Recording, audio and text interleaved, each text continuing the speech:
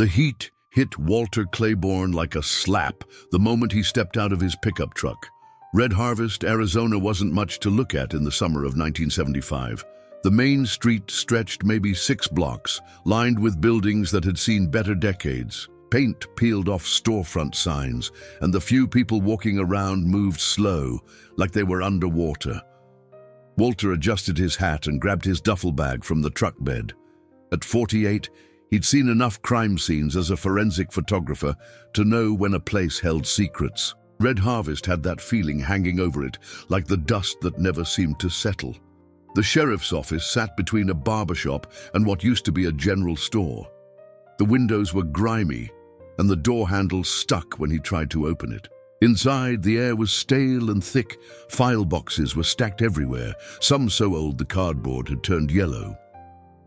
"You must be Claiborne." A voice came from behind a desk buried under papers. Deputy Mike Torres looked up, sweat already beading on his forehead, even though it wasn't even 9 in the morning. "Welcome to paradise." Walter set his bag down and looked around. The place felt forgotten, like time had stopped somewhere around 1950 and nobody bothered to wind the clock back up. "How long since the last sheriff?" 6 months. Sheriff Martinez retired sudden-like, said he wanted to spend time with his grandkids. Torres didn't sound convinced. Been quiet since then, real quiet. That should have been Walter's first warning. Towns like Red Harvest didn't stay quiet without reason. He spent the morning trying to make sense of the filing system, which seemed to follow no logic he could understand. Reports from the past year were mixed in with cases from the 60s. Some files had pages missing. Others looked like they'd been deliberately damaged by water or coffee spills. Around noon, the radio crackled to life. Torres grabbed it, listened for a moment, then looked at Walter with an expression that said his peaceful morning was about to end. "We got a situation down on Calle Esperanza, behind the old Martinez place." The drive took 3 minutes. The scene took Walter back to his forensic days, but this was worse. 2 kids, both looked to be around 12 or 13, both Native American. They'd been beaten badly before being killed. The alley where they were found was narrow and hidden from the main street. Whoever did this knew the area well. Walter crouched next to the bodies, his photographer's eye automatically cataloging details. No witnesses, no obvious evidence. And something else that bothered him more than he wanted to admit, the way people avoided looking in his direction when he asked questions. Mrs. Garcia, who lived in the house facing the alley, claimed she hadn't heard anything. The man who ran the corner store said he'd been in the back room all morning. Even the kids who usually played in the street had suddenly found other places to be. By evening, Walter sat in his new office, staring at the empty report he was supposed to fill out. 2 children were dead, and nobody in town seemed to want to talk about it. The silence felt heavy, deliberate, like the whole place was holding its breath, waiting for him to stop asking questions and let things go back to the way they were. He pulled out his camera and started going through the photos he'd taken at the scene. That's when he noticed something odd about the filing cabinets behind his desk. One of them sat at a slightly different angle than the others, like it had been moved recently but not quite put back in the right spot. Walter couldn't shake the feeling about that filing cabinet. The next morning, before Torres arrived, he decided to take a closer look. The thing was heavier than it looked, and when he managed to pull it away from the wall, he found a manila envelope taped to the back panel. The envelope was thick with dust and sealed with old tape that cracked when he peeled it off. Inside was a file folder marked Federal Indian School Investigation, 1930, Confidential. His hands were steadier than they'd been in years as he opened it. The first page was a missing persons report. 50 Native American children, ages 6 to 16, had vanished from the Red Harvest Federal Indian Boarding School over the course of 1 week in October 1930. The initial report was filed by a teacher named Mary Whitehorse, but there were notes in the margins suggesting the investigation had been transferred to federal jurisdiction within days. Walter flipped through the pages. There were witness statements from other teachers, all describing how the children had been loaded onto trucks for what they were told was a temporary relocation due to structural repairs. The trucks never came back. Neither did the children. What made Walter's stomach turn were the official responses. Instead of launching a full investigation, the federal authorities had simply closed the school and declared the matter resolved through proper channels. The children were officially listed as relocated to family reservations, a lie that apparently nobody bothered to verify.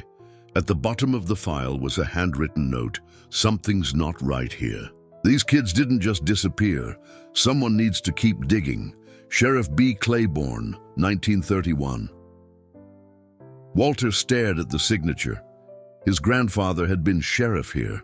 The old man had died when Walter was 15, and they'd never talked much about his law enforcement days. Now Walter understood why. When Torres arrived, Walter was still reading through the file. The deputy glanced at the papers, and his face went pale. "Where'd you find that?" "Hidden behind the filing cabinet. You know anything about this?" Torres sat down heavily in his chair. "My grandfather used to tell stories. Said a whole bunch of Indian kids went missing back in the 30s, but nobody was allowed to talk about it. Thought it was just old man stories, you know." Walter kept reading. There were photos included, class pictures from the school showing rows of children in identical uniforms. Their faces were serious, like they knew something bad was coming. At the bottom of one photo, someone had written names in careful script. "I need to talk to someone who was around in 1930, Walter said. "Good luck with that. Most folks from that time are dead or moved away. There's old Pete Martinez. He's 90-something and still sharp. Lives with his daughter on the north side of town." Walter found Pete Martinez sitting on his front porch, drinking coffee from a chipped mug. The old man's eyes were cloudy with cataracts, but his mind was clear enough. "You want to know about the school," Pete said before Walter could even introduce himself. "Figured someone would come asking eventually. What do you remember?" Pete was quiet for a long time. "I was 16 then, worked at the general store. Saw those trucks come through town. Big ones with canvas covers so you couldn't see inside, but you could hear the kids crying." Walter felt something cold settle in his chest. "Did anyone try to stop it?" "Your grandfather did. Sheriff Claiborne was a good man, but he was just one person against a whole system. They transferred him out of town 6 months later, said he was causing trouble." The old man leaned forward, his voice dropping to barely above a whisper. "Those trucks belong to S.H. Stiles Moving Company, same company that's still running trucks through here today. Makes you wonder what they're moving now, doesn't it?" Walter drove back to the station with his mind racing. The file was still spread across his desk when he got there, those class photos staring up at him like accusations. 50 children had vanished from this town 45 years ago, and everybody had just pretended it never happened. He picked up one of the photos and studied the faces. These weren't just statistics in a cold case file. They were kids who'd had names, families, dreams. Kids who'd trusted the adults who were supposed to protect them. The phone rang, jarring him back to the present. Torres answered it, listened for a moment, then hung up with a worried expression. That was dispatch. Someone reported seeing a native kid running through the streets near the old school district. Looked scared, they said. Walter found the boy 3 blocks from the old school, crouched behind a dumpster in an alley that smelled like grease and rotting vegetables. The kid couldn't have been more than 14, covered in dust and sweat, his dark eyes darting back and forth like he expected someone to grab him at any second. "Hey there," Walter said, keeping his voice soft and his hands visible. "I'm Sheriff Claiborne. Nobody's gonna hurt you." The boy pressed himself further back against the brick wall. His clothes were torn, and there were scratches on his arms, like he'd been running through brush. When Walter took a step closer, the kid bolted. Walter wasn't as young as he used to be, but he'd kept in shape. Still, it took him 2 blocks of chasing through narrow alleys and around parked cars before he managed to corner the boy near the old train station. "Look, I just want to help," Walter said, breathing hard. "Whatever you're running from, maybe we can figure it out together." The boy stopped running, but didn't come any closer. "You're the new sheriff." "That's right. What's your name?" "Ashki." The word came out barely above a whisper. "Ashki what?" "Just Ashki." Walter sat down on the curb, making himself less threatening. "Okay, Ashki, you want to tell me why you're running? And don't say you're not, because people don't usually hide behind dumpsters unless something's wrong." The boy was quiet for so long Walter thought he might run again. Then slowly, Ashki sat down too, keeping about 10 feet of distance between them. "Those kids who got killed, I knew them." Walter felt his pulse quicken. "Which kids?" "Maria and Joseph. They were trying to help." "Help with what?" Ashki's hands were shaking. "There are others, kids who get taken. Maria and Joseph, they found out where some of them were being kept. They were going to get them out." Walter kept his voice steady even though his mind was racing. "Who took them, Ashki?" "I don't know their names. White men in trucks. They come around the reservation sometimes looking for kids whose families won't be missed. Kids like me." The pieces were starting to fit together in Walter's mind, forming a picture that made him sick. "Where are you from, Ashki?" "Nowhere." "Really? Been moving around since my grandmother died last year. Stay with different families, work for food, you know." "And you think these men might be looking for you?" Ashki nodded. "Maria said they were planning something big, a whole bunch of kids at once. She and Joseph were going to warn them, but..." He trailed off, staring at his hands. Walter thought about the file hidden behind his filing cabinet, about 50 children who disappeared in 1930, about Pete Martinez talking about trucks with crying children inside.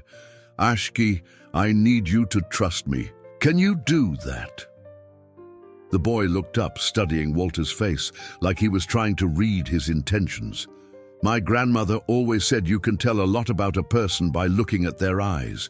She said good people have tired eyes because they carry other people's pain." Walter almost smiled. "Your grandmother sounds like a wise woman."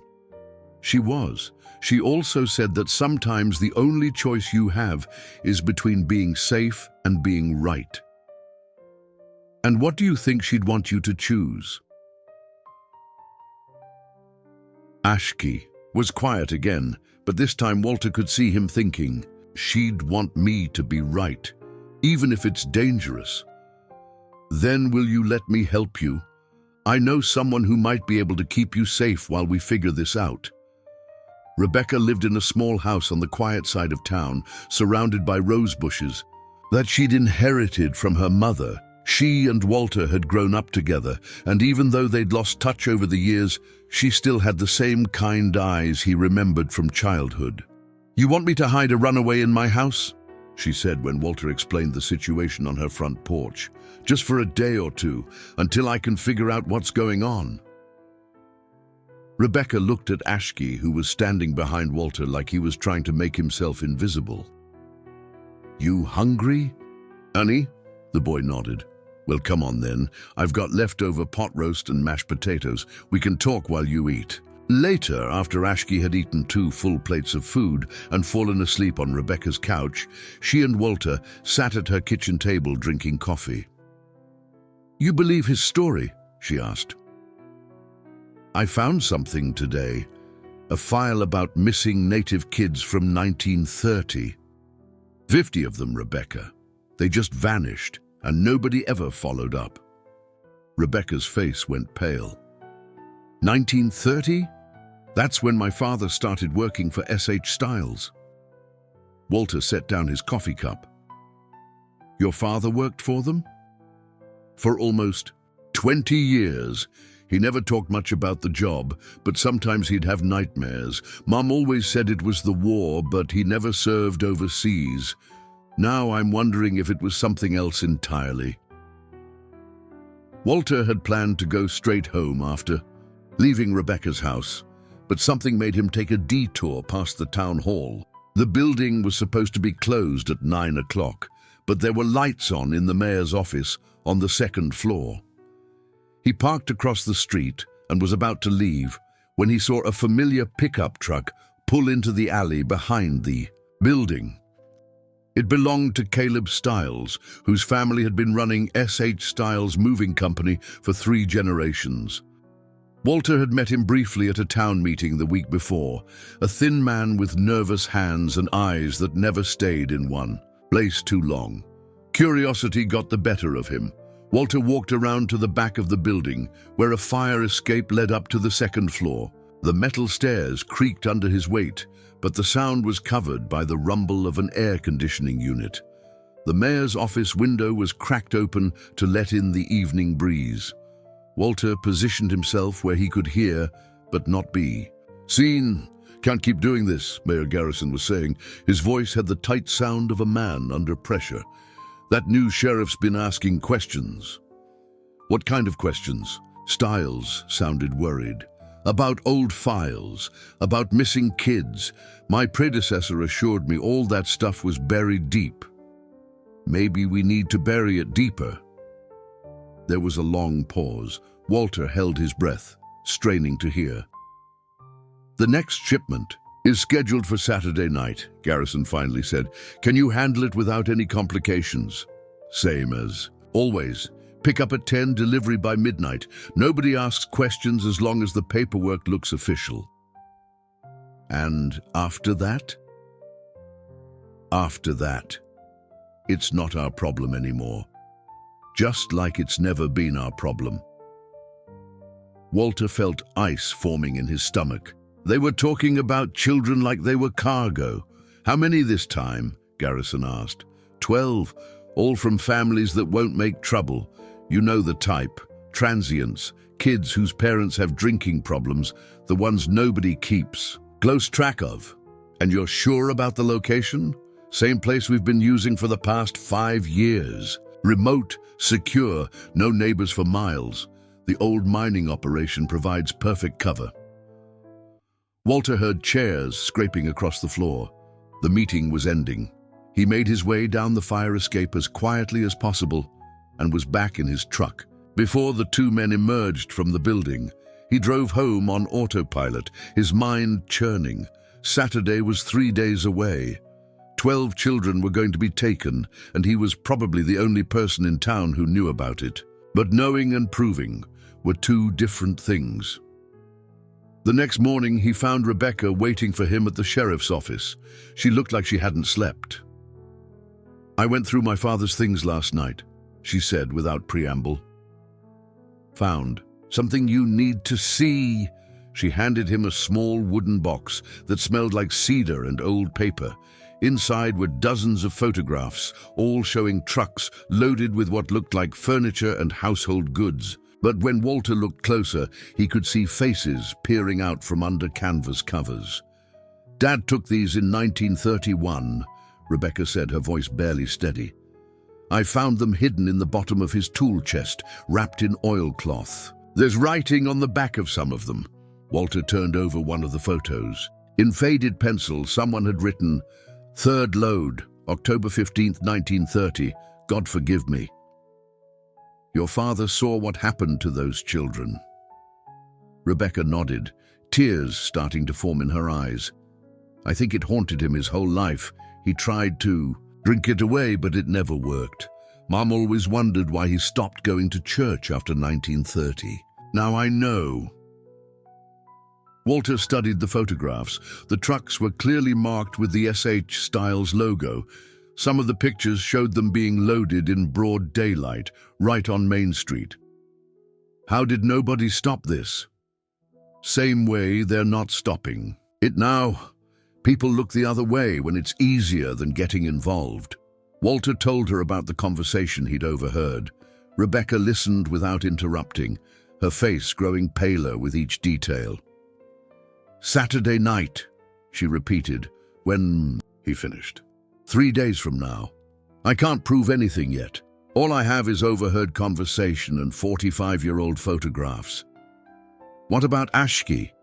He might know where they're planning to take the children." Walter had been thinking the same thing. "I'll talk to him this afternoon, but Rebecca, if this is as big as I think it is, you need to be careful. These people have been covering this up for decades. They're not going to hesitate to hurt anyone who gets in their way." She squared her shoulders in a way that reminded him of the stubborn little girl she'd been. "My father spent 45 years carrying guilt for something he could have stopped but didn't. I won't make the same mistake." That afternoon, Walter sat with Ashki in Rebecca's kitchen while the boy looked through the old photographs. His face was grim as he studied each image. "I recognize some of these kids," Ashki said finally. "This one here, that's Tommy Bay's grandfather, and this girl looks like Maria's great-aunt. People on the reservation still talk about the ones who disappeared.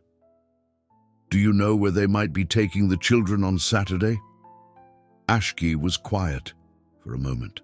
"There's an old mine about 20 miles east of town. Some of the older kids talk about it. They say if you get too close, you can hear voices coming from underground." Saturday evening arrived with the kind of heat that made the air shimmer like water. Walter had spent the day preparing, checking his service weapon, studying maps of the area around the old mine, and trying to calm the sick feeling in his stomach. He'd borrowed an unmarked sedan from the state police, telling them he needed it for surveillance work. At 8:30, he positioned himself across from the S.H. Styles warehouse on the outskirts of town. The building sat by itself on a stretch of dusty road, surrounded by nothing but desert scrub and telephone poles. Walter had been there for 20 minutes when the first truck arrived. It was bigger than he'd expected, one of those moving trucks with a cargo area large enough to hold the contents of an entire house. Caleb Styles climbed out of the cab, followed by 2 men Walter didn't recognize. They wore work clothes and moved with the casual efficiency of people who'd done this many times before. Walter adjusted the binoculars he'd borrowed from the evidence room. Through the lenses, he could see Styles unlocking the warehouse door. Light spilled out as the door rolled up, but from his angle, Walter couldn't see what was inside. The men disappeared into the building for about 10 minutes. When they came back out, they weren't alone. Walter counted 12 children, all native, American, all looking scared and confused. Some were crying, others walked like they were in shock. His hand moved toward his radio, then stopped. What was he going to tell dispatch? That he was watching children being loaded into trucks? For all anyone knew, this could be a legitimate transport, maybe taking kids to a boarding school or a youth camp. He had no proof of wrongdoing, just suspicions and a 45-year-old mystery. The children were helped into the back of the truck. Walter noticed that the men weren't rough with them, which somehow made it worse. This wasn't random violence. It was organized, systematic. The kids were being treated like valuable cargo that needed to arrive undamaged. As the truck pulled away from the warehouse, Walter started his engine and followed at a distance. The road out of town was straight and empty, making it hard to tail someone without being noticed. Walter had to stay far enough back that the truck was just a pair of red taillights in the darkness. They drove east for almost an hour, the road getting narrower and rougher as they left the main highway behind. Walter's car wasn't built for this kind of terrain, and he could feel the steering wheel fighting him as the tires struggled for grip on the gravel surface. Eventually, the truck's taillights disappeared around a bend. Walter slowed down, trying to see where they'd gone. The road seemed to dead end at what looked like an abandoned mining operation. Rusted equipment, collapsed buildings, and warning signs about unstable ground. Walter parked behind a cluster of boulders, and continued on foot. The moon was almost full, giving him enough light to pick his way through the debris field around the mine entrance. The truck was parked near a building that looked like it might have been an office once upon a time. The children were being led toward what Walter first thought was just another collapsed structure. But as he got closer, he realized it wasn't collapsed at all. It was camouflaged. Someone had gone to a lot of trouble to make it look abandoned from the outside while keeping it functional on the inside. Through a gap in the makeshift walls, Walter could see electric lights and what looked like a staircase leading down into the ground. The old mine shafts weren't abandoned after all. Someone had been using them. He watched the last of the children disappear underground, followed by the men. Within minutes, the surface was quiet again, as if nothing had happened. If Walter hadn't seen it himself, he never would have believed that 12 children had just vanished into the earth. Walter made his way back to his car, his mind racing. The mine was too remote and too well defended for him to handle alone. But by the time he could get back up, the children might be moved again, and who could he trust anyway? The mayor was involved, which meant the corruption went right to the top of the local government. He drove back toward town, slowly, trying to think. The old mining operation was huge, acres of tunnels and chambers that had been carved out over decades of copper extraction. If someone wanted to hide children, it would be the perfect place, remote, secure, and with multiple exits in case of trouble. As he reached the main highway, Walter made a decision. He couldn't save those 12 children tonight, but he could make sure this never happened again. First, though, he needed to know how deep this thing went. Rebecca was waiting for him when he got back to town, sitting on her front porch despite the late hour. Ashki was beside her, both of them looking anxious. "How bad is it?" she asked as Walter walked up the steps. "Worse than we thought. They've got an underground facility at the old mine.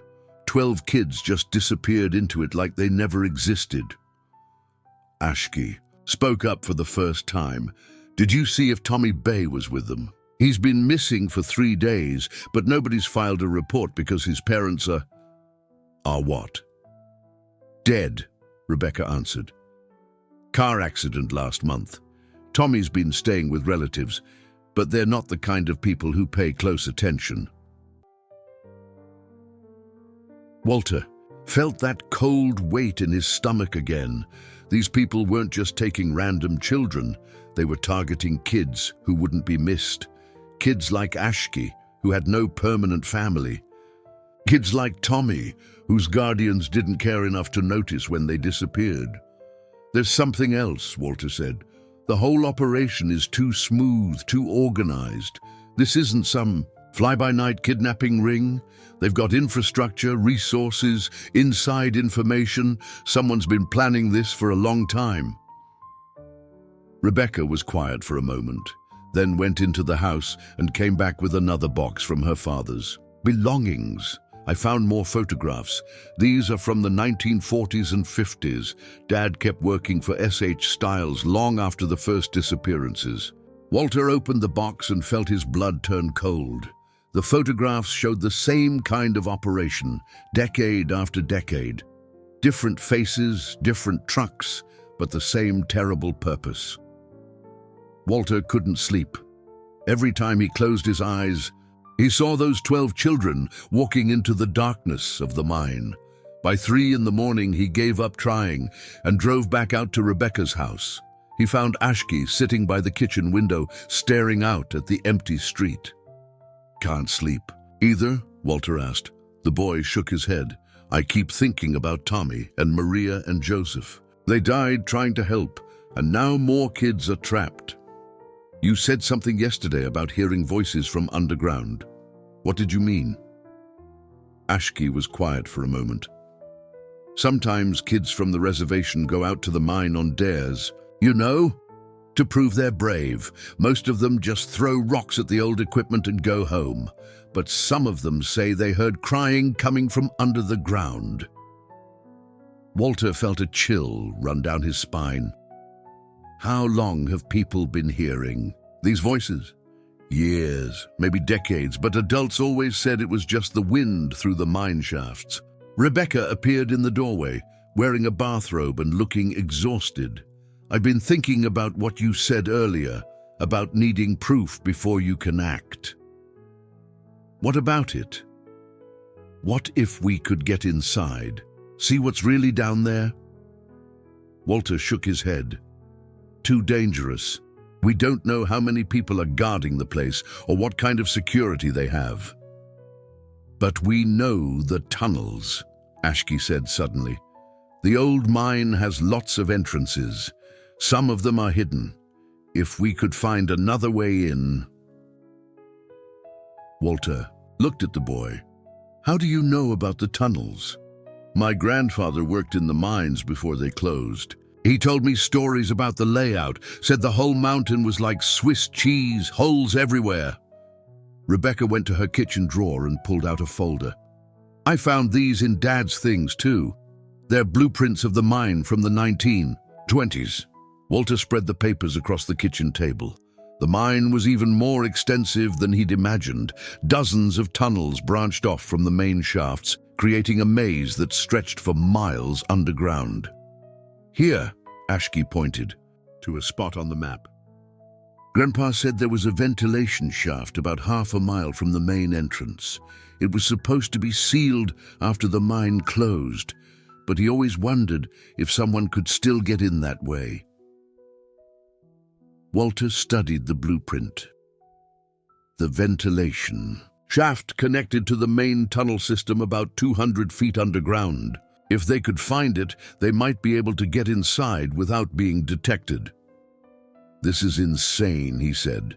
But even as he spoke, he was measuring distances and trying to figure out logistics. More insane than letting them keep taking children? Rebecca asked. Walter looked at her, then at Ashki. The boy's face was set with determination that reminded Walter of his grandfather's stories about soldiers who knew they were walking into danger, but did it anyway because it was right. We do this. We do it smart, Walter said finally. No heroes, no unnecessary risks. We go in, we see what's there, and we get out. Then we call in the cavalry. They spent the rest of the night planning. Rebecca would drive them out to the mine in her car. It was less conspicuous than Walter's police vehicle. Ashki would guide them to the ventilation shaft. Walter would go down alone to scout the situation. I should come with you, Ashki said when Walter explained the plan. Absolutely not. If something goes wrong, I need you and Rebecca to get help. But I know the tunnel layout better than you. Do. Then draw me a map. A good one. As dawn broke over Red Harvest, they loaded supplies into Rebecca's car, flashlights, rope, a first aid kit, and Walter's service weapon. The drive to the mine took 40 minutes, most of it on dirt roads that hadn't seen maintenance in years. The ventilation shaft was harder to find than they'd expected. It was hidden in a grove of scraggly trees, disguised by decades of brush growth and debris. When they finally located it, Walter saw that someone had welded a metal grate over the opening, but the welds were old and rusted. It took 20 minutes of careful work with a crowbar to break through the grate without making too much noise. The shaft dropped straight down for about 50 feet before angling off toward the main tunnel system. You sure about this? Rebecca asked as Walter clipped a rope to his belt. No, but I'm doing it anyway.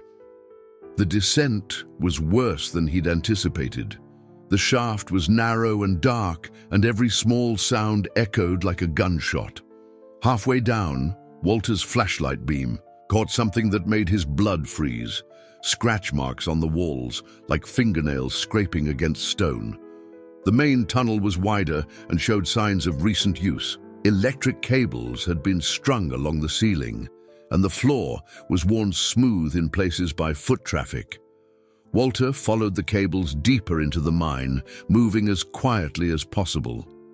The first chamber he found was empty, except for some old mining equipment. The second contained stacks of canned food and bottled water, enough supplies to last for months, but it was the third chamber that made Walter's hands shake. Makeshift cells had been built along the walls, crude but effective. Most were empty, but two still contained occupants. Walter's flashlight revealed two elderly Native American women, both unconscious or sleeping. Their hair was gray, their faces lined with age, but something about them seemed familiar. One of them stirred as his light passed over her face. She opened her eyes and looked directly at him. "Please," she whispered in English, heavily accented, with what sounded like Navajo. "Are you here to help us?" Walter knelt beside the cell door, which was secured with a simple padlock. "I'm Sheriff Claiborne. How long have you been here?" The woman's eyes widened. "Claiborne? Like the sheriff from long ago?" "That was my grandfather. What's your name?" "Sarah Yazzie. This is my sister, Mary. We've been here so long, since we were children." Walter felt the world tilt around him. These women weren't just recent victims. They were survivors from 1930. They'd been imprisoned here for 45 years. "The children who were brought here last night," Walter said urgently. "Where are they?" Sarah pointed deeper into the tunnel. "The lower chambers. They separate us by age. The young ones go down where the voices echo." Walter's radio crackled to life, making all three of them freeze. It was Rebecca's voice, tight with fear. "Walter, you need to get out of there, now. Truck coming up the main road." Walter made it back to the surface just as the truck's headlights swept across the mine entrance. Rebecca had moved her car behind a ridge, and they waited in tense silence as voices carried across the desert air. After what felt like hours, but was probably only 20 minutes, the truck left again. The drive back to town was quiet, each of them lost in their own thoughts about what they'd discovered. Two women who'd been children when they disappeared, in 1930 were still alive, still imprisoned. Walter couldn't get Sarah Yazzie's face out of his mind, the way hope and fear had warred in her eyes when she saw him. Back at the sheriff's office, Walter sat staring at the hidden file from 1930. Now, it wasn't just a cold case. It was evidence of ongoing crimes that stretched back decades, but he still needed more proof before he could move against the people responsible. That's when he remembered something Sarah had said. Like the sheriff from long ago. His grandfather had tried to investigate the disappearances. Maybe he'd left more than just that one case file. Walter started searching the office more systematically. He pulled out drawers, checked behind picture frames, even examined the floorboards for loose sections. It was behind an old photograph of the sheriff's department from 1928 that he found what he was looking for. The back of the frame had been carefully opened and resealed. Inside was a letter written in his grandfather's familiar handwriting, dated January 15, 1931. "To whoever finds this," the letter began, "I pray it will be someone with the courage to finish what I started." Walter's hands were steady as he read, but his heart was racing. The children didn't just disappear. They were taken systematically over the course of 1 week by men working for S.H. Stiles Moving Company. I have photographs, witness statements, and documentary evidence that this was planned and executed with the cooperation of federal authorities and local officials. When I tried to investigate, I was told to stop by Judge Morrison, Mayor Garrett, and even my own deputy, Carl Peterson Sr. They said it was a federal matter and that local law enforcement had no jurisdiction. But I knew that was a lie. I followed the trucks myself. They took the children to the old copper mine east of town. I saw them being led into the underground chambers that were supposed to be sealed. I tried to mount a rescue operation, but someone warned them I was coming. By the time I got back with help, the surface looked abandoned again. I know they're still down there. The voices people hear aren't wind through empty tunnels. They're children calling for help. But I can't prove it without going into those tunnels myself, and they're watching me too closely now. They've threatened my family. They've promised to ruin my reputation and destroy any evidence I might have gathered. Tomorrow, I'm being transferred to a position in Flagstaff. They're calling it a promotion, but I know it's exile. I'm hiding what evidence I can in the hope that someday someone will be brave enough to use it. The key to the safety deposit box at First National Bank is taped under the bottom drawer of the filing cabinet, box number 207. Inside, you'll find photographs and documents that prove what happened. The mine tunnels connect to the old Pueblo ruins about 3 miles north. There's another entrance through the ceremonial chamber that's been forgotten by everyone except the oldest tribal members. If you ever need to get in without being seen, that's your way. To whoever finds this, the children are still there. They've been there for months, maybe years by now. They're still alive, and they're still waiting for someone to save them. Don't let them wait any longer. Sheriff Benjamin Claiborne, Red Harvest, Arizona. Walter folded the letter carefully and put it in his shirt pocket. His grandfather had known about the tunnel system. He'd known the children were alive, and he'd hidden evidence that could blow this whole thing wide open. The First National. Bank wouldn't open until Monday, but Walter knew the manager, Jim Caldwell. They'd been in high school together, and Jim still lived in the same house where they used to play football in the backyard. Walter found Jim in his garden, watering tomato plants in the Sunday evening light. "Walter, how's the new job treating you?" "It's been interesting. Listen, Jim, I need a favor. I need to access a safety deposit box that belonged to my grandfather." Jim's expression grew cautious. "You got the proper documentation? Death certificate, will, that sort of thing?" Walter pulled out the key he'd found taped under the filing cabinet drawer. "I've got this, and I've got a letter in his handwriting explaining why he left it for me." "That's unusual. But if you've got the key and can prove you're his grandson, I suppose we could work something out. What's this about, Walter?" Walter thought about how much to tell him. Jim was a good man, but he was also a businessman who'd lived in Red Harvest his whole life.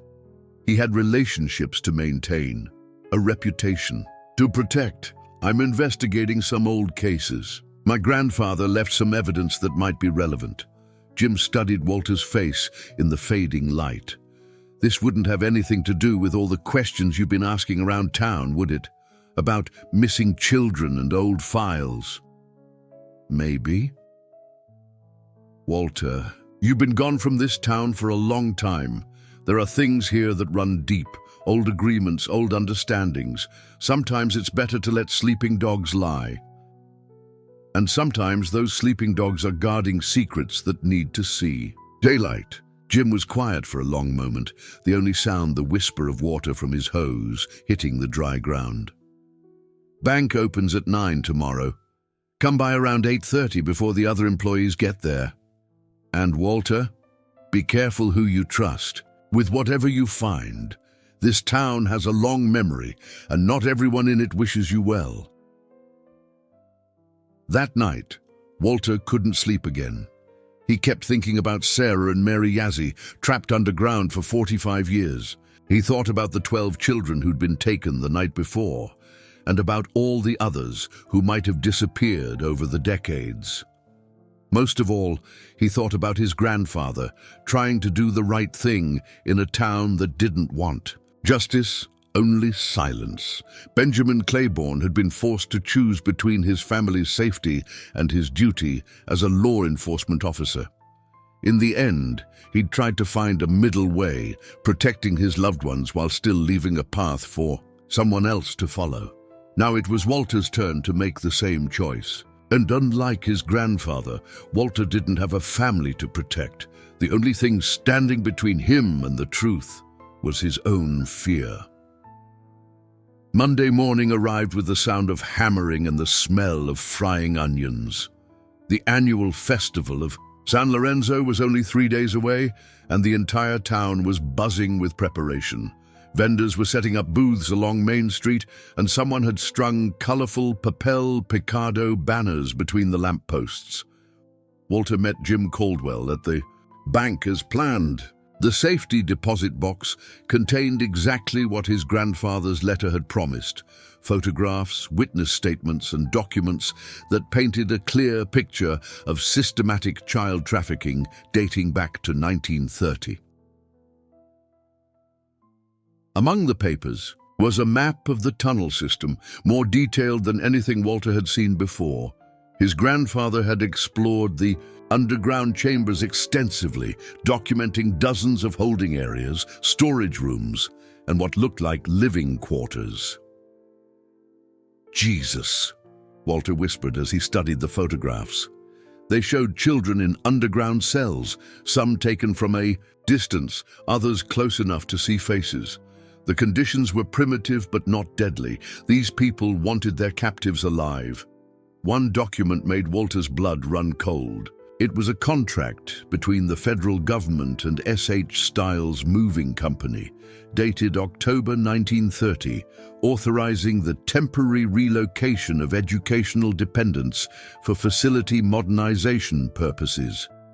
The language was bureaucratic, but the meaning was clear. Someone in Washington had signed off on the kidnapping. At the bottom of the box was a small notebook filled with his grandfather's careful observations. The final entry was dated January 10, 1931, 5 days before the letter Walter had found. Confirmed, children still alive as of today. Saw 12 of them during evening reconnaissance. They're being kept in the lower chambers, approximately 400 feet below ground level. Guards rotate every 8 hours. Supply runs happen twice weekly, always at night. Someone is planning something bigger. Heard guards talking about expansion and new facilities. This isn't just about hiding the children who were taken. They're planning to take more. Walter closed the notebook and gathered the documents. His grandfather had been right. This wasn't a cover-up of a past crime.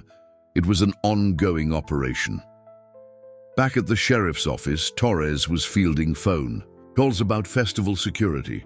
3 more vendors showed up this morning without permits, he told Walter, and the guy who's supposed to bring the sound system for the music stage broke down in Tucson. "Handle it however you think best," Walter said, his mind on other things.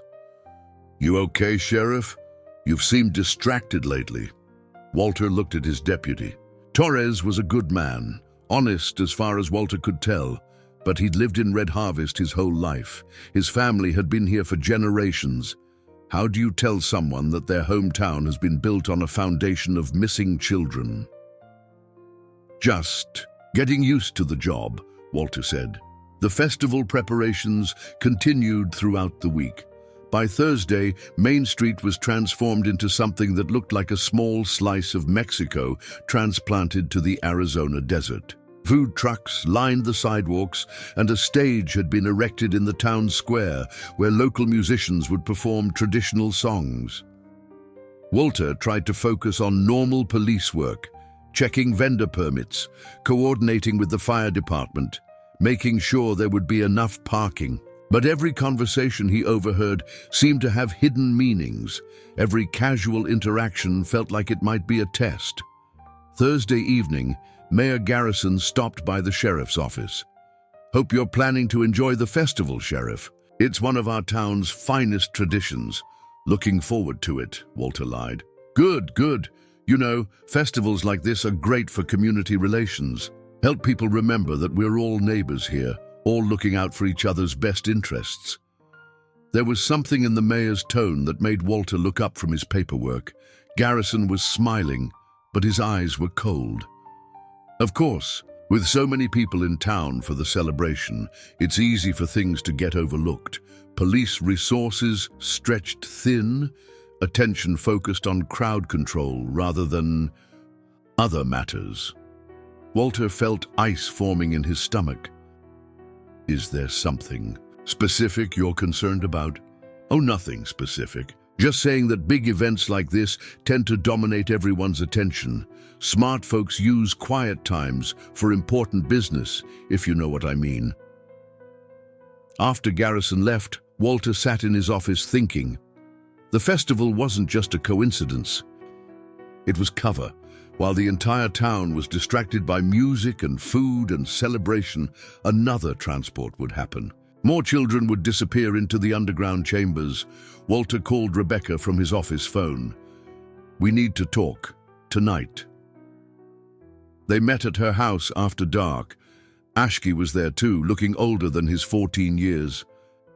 "They're going to move more children during the festival," Walter said without preamble. "The mayor as good as told me so." "How many?" Rebecca asked. "I don't know. But based on what my grandfather documented, they do this in cycles. Small groups every few months, larger operations when they have good cover." Ashki spoke up. "Some kids from the reservation have been missing for weeks. Their families reported it, but nobody followed up. They could all be underground already." Walter spread his grandfather's map across Rebecca's kitchen table. "According to this, there are 3 main holding areas in the mine. If they're planning a large transport, they'll need to clear space." "Clear space how?" Rebecca asked, though her expression suggested she already knew the answer. "By moving the older prisoners somewhere else.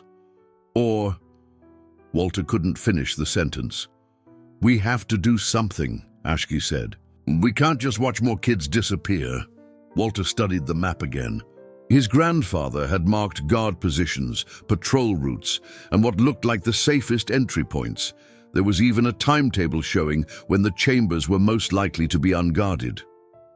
"If we're going to act, we need help. Real help, not just the 3 of us." "Who can we trust?" Rebecca asked. Walter thought about his conversation with Torres, about Jim Caldwell's warnings, about the way certain people in town seemed to know more than they were saying. "I'm not sure we can trust anyone local, but there's a state police detective I worked with in Phoenix, guy named Martinez, no relation to the former sheriff. He's solid, and he's been investigating missing persons cases involving Native American children." "Will he believe you?" "If I show him my grandfather's evidence, he'll have to. The question is whether we can get it to him without tipping off the wrong people." Walter made the call that night from a payphone outside a gas station 10 miles from town. Detective Martinez listened without interrupting as Walter explained the situation.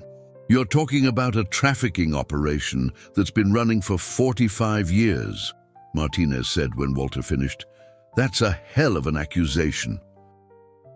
I've got documentation going back to 1930. Photographs, witness statements, government contracts, and I've seen the current operation with my own eyes." "How many children are we talking about?"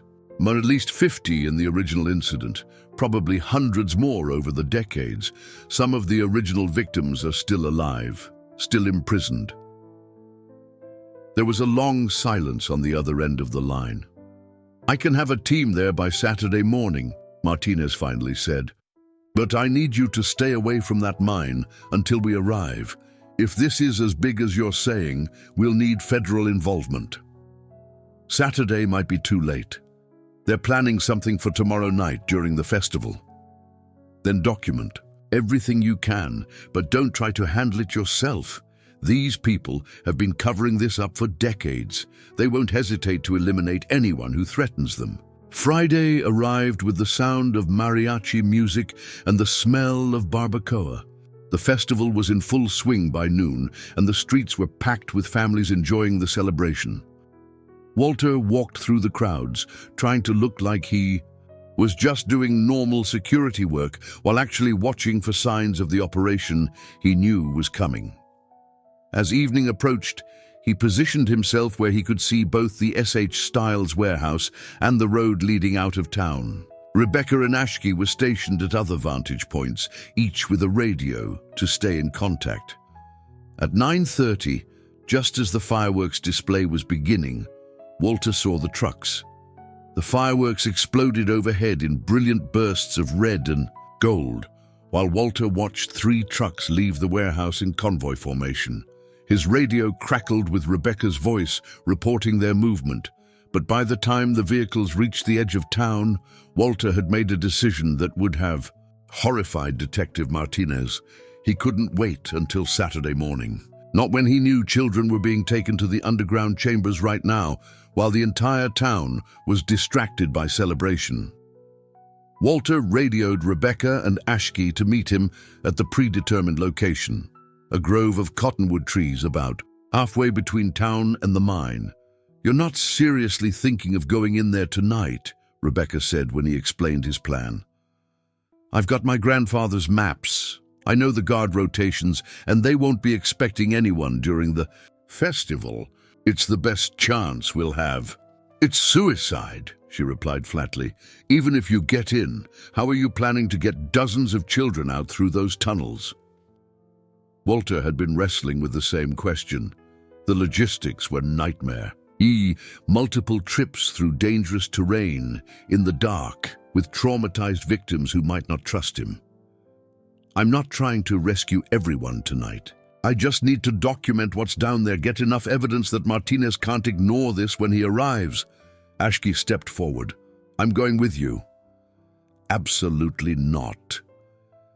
You need someone who knows the tunnel layout. And if there are kids down there who've been imprisoned for years, they might be more likely to trust another native person than a white sheriff they've never seen." Walter wanted to argue, but the boy was right. Sarah and Mary Yazzie had recognized his grandfather's name, but that didn't mean the other prisoners would cooperate with him. "Fine, but Rebecca stays here. If something goes wrong, we need someone who can get help." Rebecca was quiet for a long moment, looking at both of them in the moonlight that filtered through the cottonwood leaves.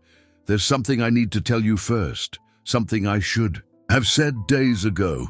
The tone of her voice made Walter's stomach clench. "What is it?" "I knew.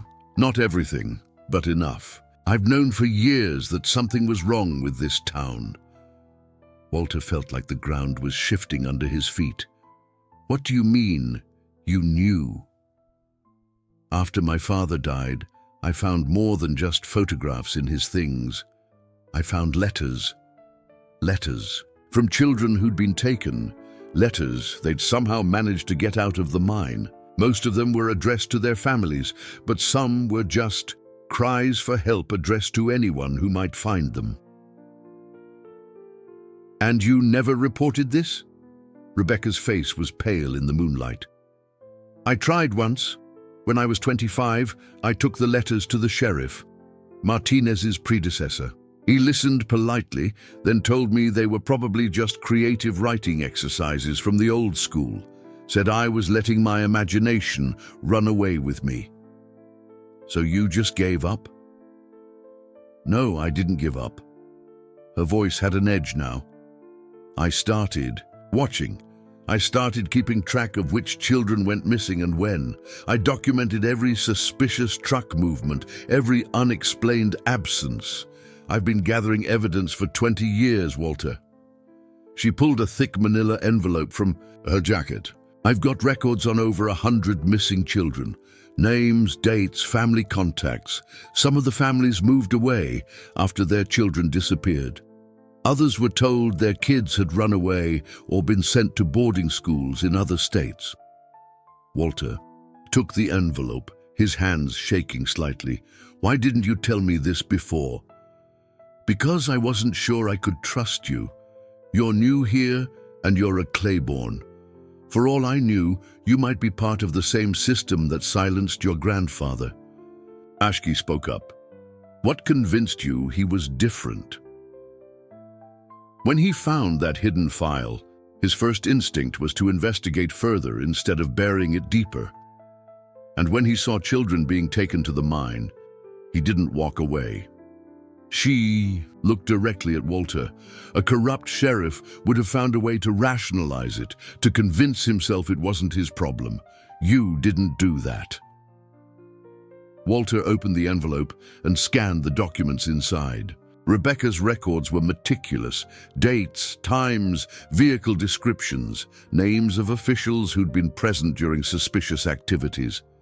It was 20 years of careful detective work by someone who'd had no official authority to investigate anything. This is incredible. Why didn't you ever try to contact federal authorities directly? I did, 3 times over the years. The first time, nothing happened. The second time, a federal agent came to town, asked a few questions, and left.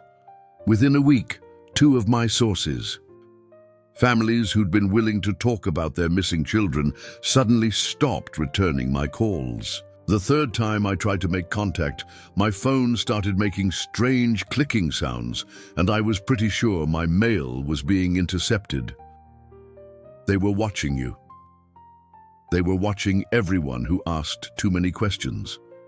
Your grandfather wasn't the only person who tried to investigate this thing over the years. There was a teacher in the 50s, a social worker in the 70s, a journalist in the 80s. They all ended up leaving town under mysterious circumstances. Walter thought about Detective Martinez's warning about people who'd been covering this up for decades. What made you decide to trust me now? Because you didn't back down when they started pressuring you. And because she hesitated, then continued. Because some of those letters I found, the ones from children in the mine, they mentioned a sheriff named Claiborne who'd tried to help them. Your grandfather didn't just investigate the disappearances, he actually made contact with some of the prisoners. Walter felt his pulse quicken. What kind of contact? According to the letters, he found a way to get messages into the mine. Food, medicine, even just notes letting the children know they hadn't been forgotten. He was planning a rescue operation when they forced him out of town. Rebecca pulled out another document, this one written in a child's careful handwriting. This is from a girl named Emma Crowfeather. She was 8 when she was taken in 1930. This letter is dated 1932. Walter read the letter by flashlight. It was heartbreaking. A child's plea for help, describing conditions in the underground chambers, asking someone to tell her mother she was still alive. At the bottom, in different handwriting, was a note. Sheriff Claiborne says help is coming. Be brave, a friend. He never stopped trying to save them, Walter said, quietly. No, he didn't, and neither will we. Walter looked at Rebecca and Ashki, 2 people who'd been carrying pieces of this terrible truth for years, waiting for someone who could finally act on it. His grandfather had tried and failed. Rebecca had documented everything, but couldn't get anyone to listen. Now it was his turn. All right, he said, folding the letter carefully and putting it back in the envelope. Let's go get those children. The approach to the mine was more difficult with 3 people than it had been when Walter went alone. They had to move slowly, carefully, stopping frequently to listen for guards or vehicles. The festival fireworks had ended, but they could still hear music drifting across the desert from town. When they reached the hidden ventilation shaft, Walter realized they had a problem. The rope he'd used for his previous descent was gone, cut clean through about 10 feet from the surface. They know someone was here, he whispered. Maybe, Ashki replied. Or maybe they just do regular security sweeps. Rebecca was studying the shaft opening. There's another way down. Look. She pointed to metal rungs set into the shaft wall, an access ladder that was mostly rusted but still intact. Walter tested the first rung with his weight. It held, but barely. This thing is ancient. It might not support us. It's our only option, unless you want to try the main entrance. They descended one at a time, moving as quietly as possible. The ladder was treacherous. Several rungs broke under their weight, and more than once Walter was sure someone was going to fall. But they made it to the bottom, emerging into the main tunnel system dirty and shaken, but uninjured. The underground chambers were different from Walter's previous visit. There were more electric lights now, and the sound of voices echoing from deeper in the mine. As they moved toward the holding areas, following his grandfather's map, Walter began to realize the scope of what they were dealing with. This wasn't just a hiding place for kidnapped children. It was a functioning facility, with sleeping areas, workrooms, and what looked like administrative offices. Someone had invested serious money in making the mine into a permanent installation. The deeper they went into the mine, the more voices they could hear. Children's voices, speaking in English and what sounded like Navajo and other native languages. Walter's heart was pounding as they approached the first holding area, following the sound through tunnels that seemed to stretch on forever. They found the children in a large chamber that had been converted into a dormitory of sorts. Bunk beds lined the walls, and about 30 kids sat or lay on thin mattresses. They ranged in age from maybe 6 to 16, all Native American, all wearing the same kind of plain gray clothing. When Walter stepped into the chamber, every conversation stopped. 30 pairs of eyes stared at him with a mixture of hope and terror. "It's okay," Ashki said, stepping forward. "We're here to help." One of the older boys, maybe 15, stood up slowly. "You're not supposed to be here. They'll hurt you if they find you. Who will hurt us?" Walter asked, keeping his voice gentle. "The guards, the men who bring food. They said if anyone ever came looking for us, they'd move us somewhere worse." Rebecca moved to Walter's side. "How long have you been here?" "I don't know," the boy said. "Maybe 2 years. Time's hard to keep track of down here." Walter noticed that some of the children looked sick, pale, thin, with the kind of exhaustion that comes from long captivity. But others seemed relatively healthy, like they'd been cared for adequately, if not kindly. "What's your name?" Walter asked the older boy. Tommy B.A. Walter felt like he'd been punched in the stomach. "Tommy B., we've been looking for you. Ashki here was worried about you." Tommy's eyes widened as he focused on Ashki for the first time. "Ashki, how did you... Are you a prisoner too?" "No, I escaped. That's why we're here. We're going to get all of you out." Walter wished he felt as confident as Ashki sounded. Even if they could lead 30 children through the tunnel system without being caught, where would they take them? And how many more prisoners were there in other parts of the mine? "Tommy," Walter said, "do you know how many other children are being held here?" The boy thought for a moment. "Maybe 60 or 70 total. They keep us in different sections. Sometimes we see each other when they move people around, but mostly we stay in our own areas." "What about adults? Are there any grown-ups being held here?" "Some. Mostly older people who've been here a really long time. There are 2 old ladies in the section below us. They've been here since before any of us were born." Sarah and Mary Yazzie. Walter remembered their faces, the way hope and desperation had warred in their eyes. "Listen carefully," Walter said. "We can't get everyone out tonight, but help is coming. Tomorrow morning there will be police here, real police, not local ones.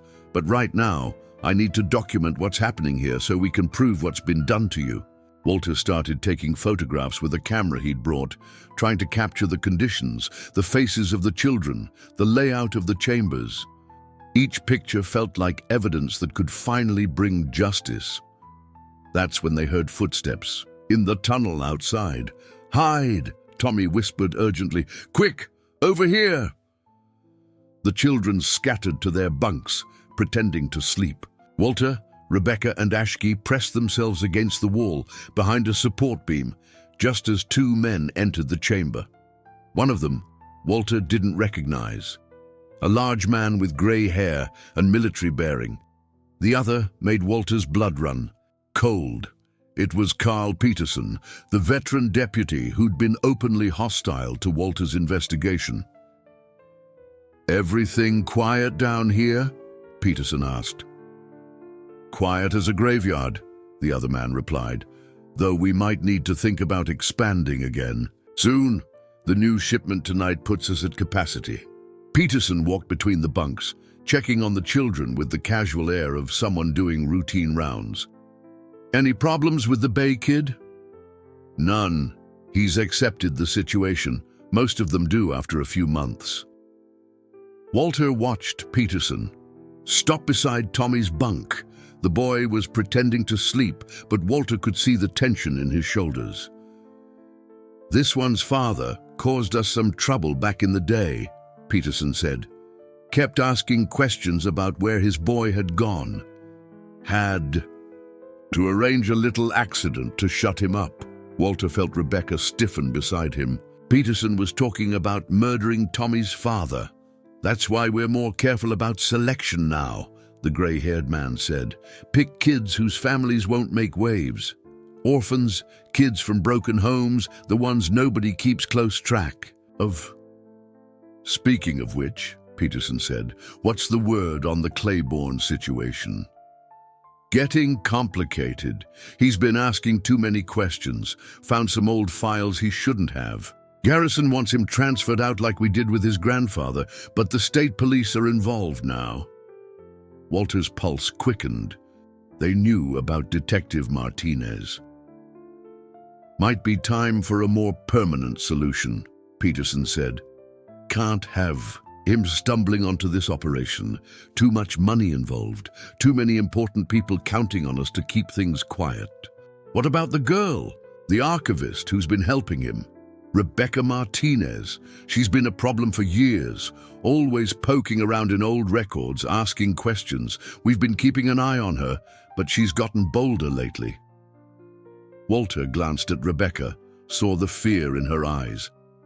These people weren't just talking about covering up their crimes. They were planning to eliminate anyone who threatened their operation. The two men continued their rounds, checking other areas of the chamber. When they finally left, Walter waited several minutes before emerging from hiding. Tommy, he whispered, what did that man mean about your father? The boy's face crumpled. My dad died in a car accident 2 months after I disappeared. Mum said he'd been drinking more, staying out late, asking people in town about me. She thought the accident was his fault because he was drunk, but now you think it wasn't an accident. Tommy nodded, tears starting to form. They killed him because he wouldn't stop looking for me. Walter felt rage building in his chest. These people weren't just kidnapping children. They were murdering parents who tried to find them.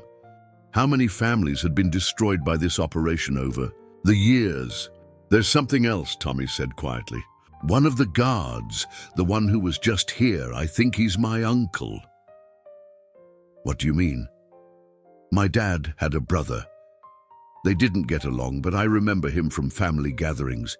He looks different now, older, but I think it's him. I think my own uncle helped kidnap me.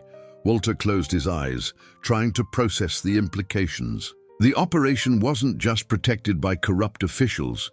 It was being carried out by people within the Native American community itself, people who were betraying their own families for money or threats or promises of protection.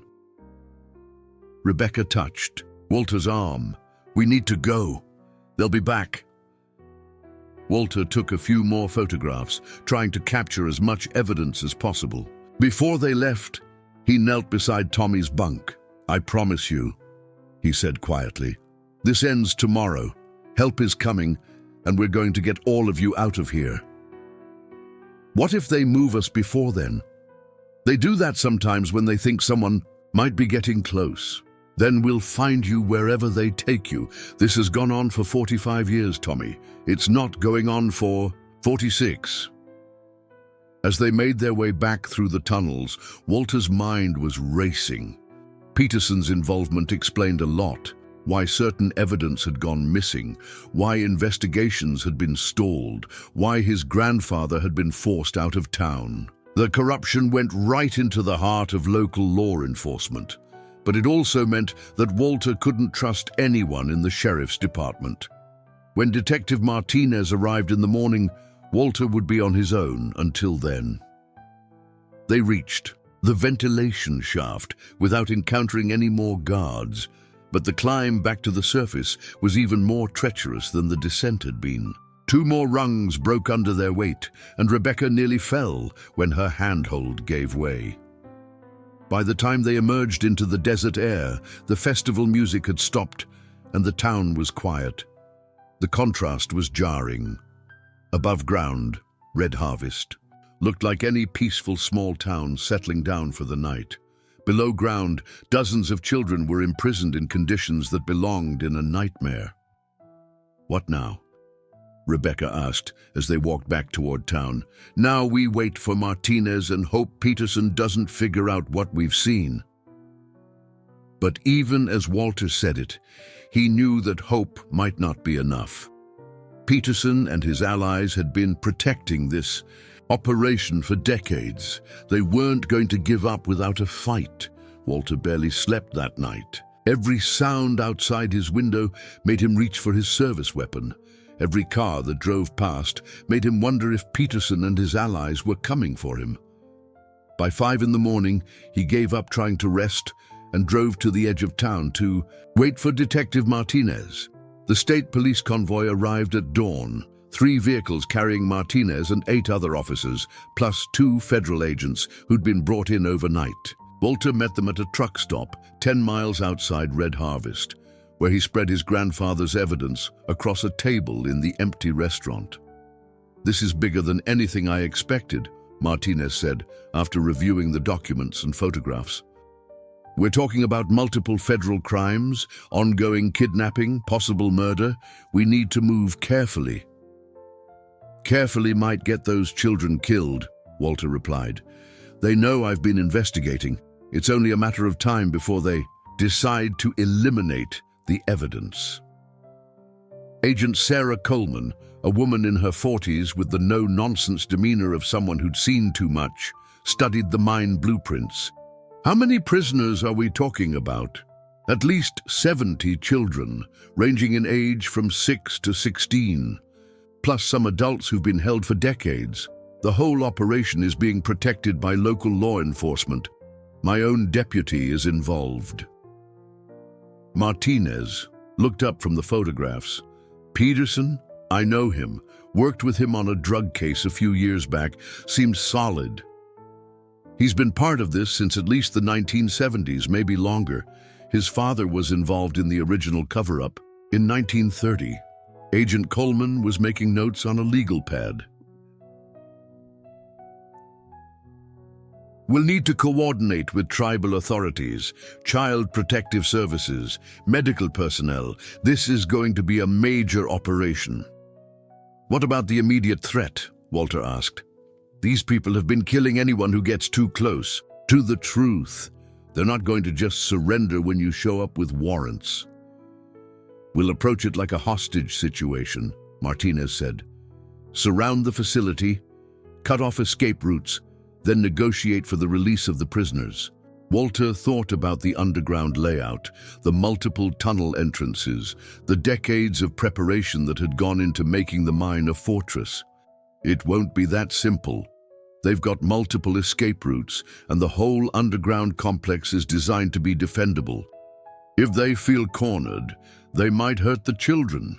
That's when Agent Coleman's radio crackled to life. "Agent Coleman, this is dispatch. We've got a situation developing in Red Harvest. Local reports of multiple vehicles moving toward what appears to be an abandoned mining operation. Possible armed individuals observed." Walter felt his stomach drop. "They're moving the children, right now." Martinez was already heading for his vehicle. "How long to get to the mine?" 20 minutes if we push it." The convoy raced through the desert, kicking up clouds of dust that could probably be seen for miles. Walter rode with Martinez, giving directions while trying to figure out what they were going to find when they arrived. "There," Walter pointed as they crested a ridge. "Down in the valley." The scene below was chaos. 6 large trucks were parked around the mine entrance, and Walter could see dozens of people moving between the vehicles and the underground facilities. Some were clearly guards with weapons, others looked like they were carrying supplies or equipment. "They're evacuating," Agent Coleman said over the radio. "Moving everything out." Martinez grabbed his binoculars. "I can see children. They're loading kids into those trucks." Walter watched in horror as a line of small figures was led from the mine entrance toward the waiting vehicles. Even from a distance, he could see that many of them were struggling to walk, like they'd been underground so long they weren't used to sunlight. "We have to stop them," Walter said. "Negative," Agent Coleman's voice came over the radio. "We maintain position until we have a full tactical assessment. If we go in unprepared, those children could be hurt." Walter understood the logic, but watching children being loaded into trucks while he sat on a hillside was tearing him apart. "How long for tactical support?" "FBI hostage rescue team is 2 hours out. Local SWAT is 40 minutes. Those trucks will be gone in 10 minutes. Martinez lowered his binoculars. "Walter, I know this is hard, but we can't risk a firefight with 70 children in the middle of it." "Then what do we do?" "We follow them, track where they're taking the prisoners, then coordinate a rescue when we have overwhelming force." Walter watched the first truck pull away from the mine, heading east toward the highway. His grandfather had failed to save these children 45 years ago. Now Walter was about to watch them disappear again, possibly forever. That's when his radio came to life. It was Rebecca's voice, tight with fear. "Walter, are you there?" "I'm here." "What's wrong?" "Peterson's at my house. He's got Ashki, and he's asking where you are." Walter felt ice flood his veins. "Are you safe?" "For now. I'm hiding in the neighbor's shed." "But Walter, Peterson's not alone. There are at least 4 men with him, and they're armed." Martinez grabbed Walter's radio. "Rebecca, this is Detective Martinez, State Police. Help is on the way. Stay hidden, and don't try to intervene." "There's something else." Rebecca's voice was barely a whisper. "I can see trucks passing on the highway, big ones heading toward town. I think they're bringing the children here." Walter's mind raced. If the operation was being moved from the mine to Red Harvest itself, it meant they had another facility, probably right under everyone's noses. "The old school," Walter said suddenly. "The Federal Indian Boarding School. It's been closed since the 1940s. But what if it never really closed?" Martinez was already turning the vehicle around. "You think they've been using the school as a holding facility? Think about it. It's right in town, but nobody goes there. It's got dormitories, kitchens, administrative buildings, and it's connected to the mine through the tunnel system." Agent Coleman's voice came over the radio.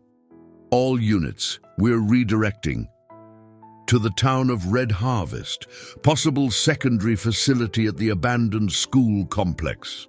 The convoy raced back toward town, but Walter knew they might already be too late. If Peterson had Ashki, and if the children were being moved to the school, the whole operation might disappear into another underground network before help could arrive. As they approached the outskirts of Red Harvest, Walter could see smoke rising from somewhere near the center of town. "Something's burning." Martinez called dispatch for a fire department response, but Walter was already thinking about what the smoke might mean. Were they destroying evidence, or was it a distraction while they moved the prisoners? The school complex sat on the north side of town, surrounded by a chain-link fence that had been erected sometime in the 1950s. The buildings looked abandoned from the outside, broken windows, peeling paint, weeds growing through cracks in the sidewalks. But when Walter looked closer, he could see fresh tire tracks in the dirt around the main building, and some of the windows that appeared broken from a distance were actually covered with dark plastic to look damaged. "They've been using this place for decades," Walter said, "right here in town where nobody would think to look." Martinez deployed, his officers around the perimeter, while Agent Coleman called for additional backup. But as they were setting up their positions, Walter's radio crackled again. "Sheriff Claiborne." It was Peterson's voice, calm and professional. "I think we need to talk." Walter keyed his radio. "I'm listening." "You've caused us a considerable amount of trouble, Sheriff. Opened doors that were supposed to stay closed, asked questions that didn't need answers. Where's Ashki?" "The boy is safe, for now. But his continued safety depends on how reasonable you're willing to be." Martinez was making hand signals to his officers, but Walter waved him off. As long as Peterson was talking, Ashki might be alive. "What do you want, Peterson?" "I want you to understand something. This operation has been protecting this community for 45 years. The children we relocate aren't random victims. They're kids who would have had hard lives anyway.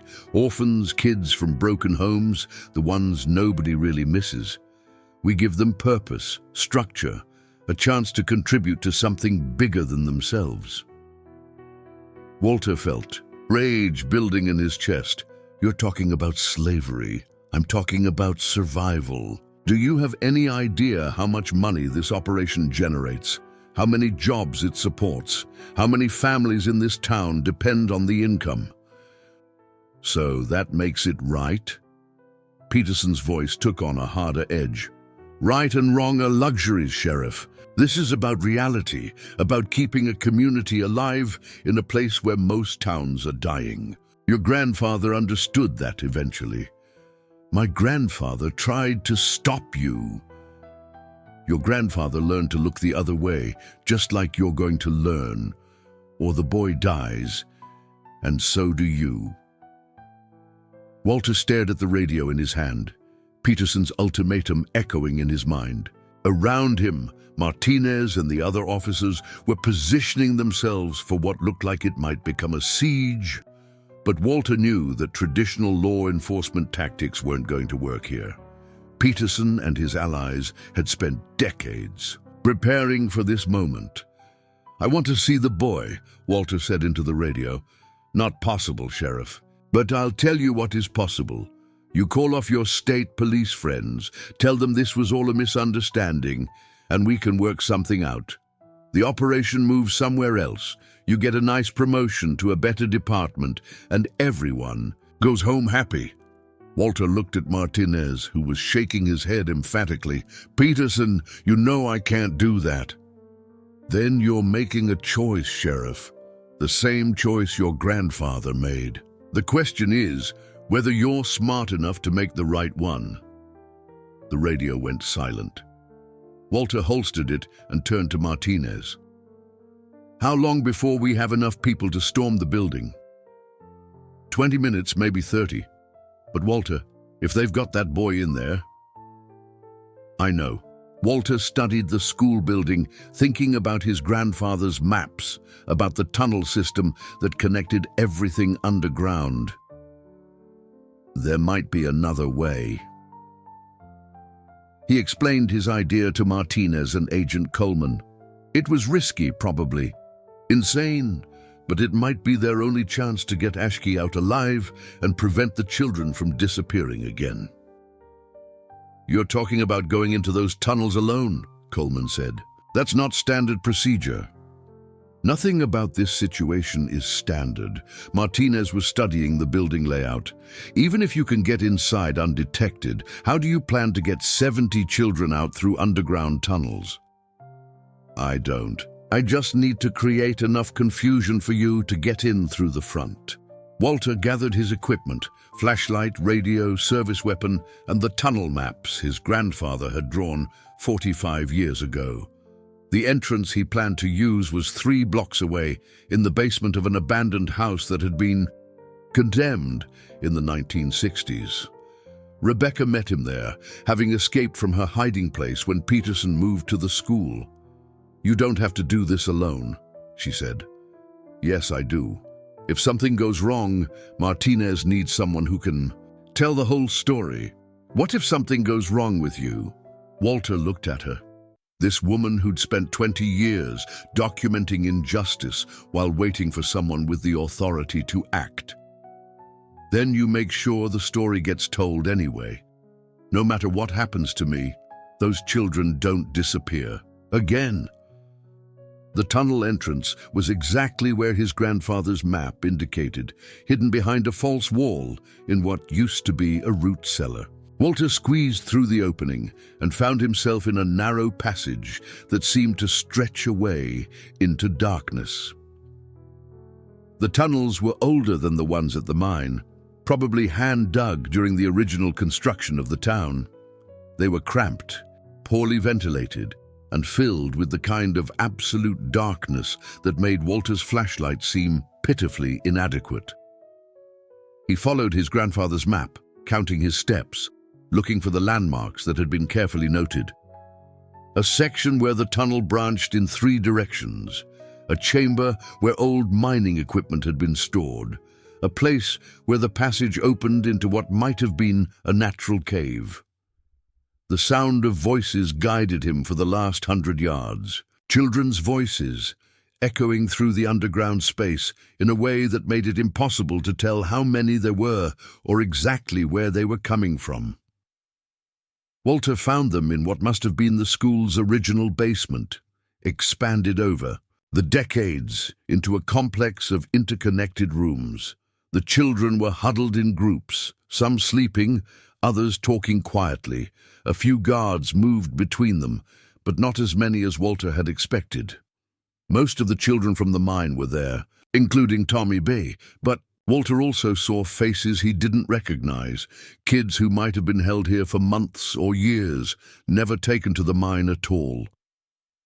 He spotted Ashki near the far wall, sitting with 2 younger children who looked like they'd been crying. Boy appeared unharmed, but Walter could see the fear in his posture. Walter keyed his radio, keeping his voice barely above a whisper. "Martinez, I'm in position. Give me 5 minutes, then move." "Copy that. Be careful, Walter." Walter turned off his radio and moved closer to the guards. There were 3 of them that he could see, all armed, all positioned where they could watch the children, but they weren't expecting trouble from inside the building. Walter's plan was simple in concept, terrifying in execution. He needed to create enough chaos to allow the children to escape while simultaneously preventing the guards from hurting anyone. It required split-second timing and a lot of luck. He waited until 2 of the guards moved to the far end of the chamber, then emerged from the shadows behind the 3rd. The man went down quietly, but not before his radio squawked with an incoming message. "Peterson to all units. State police are moving on the building. Initiate evacuation protocol." The evacuation protocol, Walter realized, probably meant getting rid of the evidence, including the children. He moved faster now, abandoning stealth for speed. The 2nd guard turned just as Walter reached him, but Walter's flashlight caught him directly in the eyes, blinding him long enough for Walter to close the distance. The 3rd guard was already reaching for his weapon when the first explosion shook the building. Martinez and his team were coming in through the front entrance, using flashbang grenades to disorient anyone inside. In the confusion that followed, Walter shouted to the children, "Everyone stay low and move toward the back wall. Follow the boy with the black hair. He knows the way out." Ashki understood immediately, gathering the younger children and leading them toward the tunnel entrance Walter had used. Some of the older kids helped, herding the frightened ones towards safety, but not all of them made it. As state police officers poured into the chamber, gunfire erupted from multiple directions. Walter threw himself over a group of small children, using his body to shield them from stray bullets. When the shooting stopped, the silence was almost as terrifying as the noise had been. Walter counted heads frantically, trying to make sure all the children were accounted for. Most had made it to the tunnels, but 5 or 6 were still huddled against the wall, too scared to move. "It's okay," Walter told them. "The police are here. You're safe now." But even as he said it, Walter knew that safety was relative. These children had been traumatized in ways that would take years to heal. Some had been imprisoned for so long they might not remember their original families. Over the next several hours, as medical personnel treated the children and social workers began the long process of identification and family reunification, Walter learned the full scope of what they'd uncovered. 73 children had been held in various facilities around Red Harvest. Some were recent kidnapping victims, others had been prisoners for years. Sarah and Mary Yazzie, the elderly survivors from 1930, were found in a separate section of the tunnels, barely alive but finally free after 45 years of captivity. Peterson and 6 other men were arrested at the scene. Mayor Garrison was taken into custody at his home, along with several prominent businessmen who'd been part of the operation's financial network. Caleb Stiles was found trying to destroy documents at his company warehouse. But the victory came at a cost. During the raid, 2 children had been injured by gunfire. One of the federal agents was hospitalized with serious wounds. And Walter knew that some of the people responsible would never be held accountable. They were too powerful, too well connected, or simply too dead to face justice. The investigation that followed revealed the true scope of the operation. Over the course of 45 years, more than 300 Native American children had been kidnapped and trafficked through Red Harvest. Some had been sold to adoption agencies that didn't ask questions. Others had been forced into labor. In agricultural operations across the Southwest, many had simply disappeared, their fates unknown. The financial network behind the operation reached into state government, federal agencies, and private corporations across multiple states. The money generated had indeed supported the local economy, but at a cost that no community should ever have to bear. Walter testified before congressional committees, spoke to media outlets, and worked with tribal authorities to reunite families that had been separated for decades. The story made national news, sparking investigations in other states and leading to reforms in how missing persons cases involving Native Americans were handled. But for Walter, the most important moment came 6 months after the raid, when he stood in the Red Harvest cemetery watching a traditional Navajo ceremony honoring the victims who hadn't survived their captivity. Sarah Yazzie, despite her age and frailty, had insisted on participating in the ritual. "Your grandfather would be proud," she told Walter. Afterward, her voice barely a whisper but her words clear. "He never stopped trying to save us, and through you, he finally did."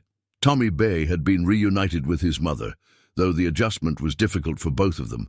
Ashki had been placed with relatives on the reservation, where he was slowly learning to trust again. Rebecca had taken a job with the FBI, using her investigative skills to help with similar cases across the country. Walter remained sheriff of Red Harvest, though the town was very different now.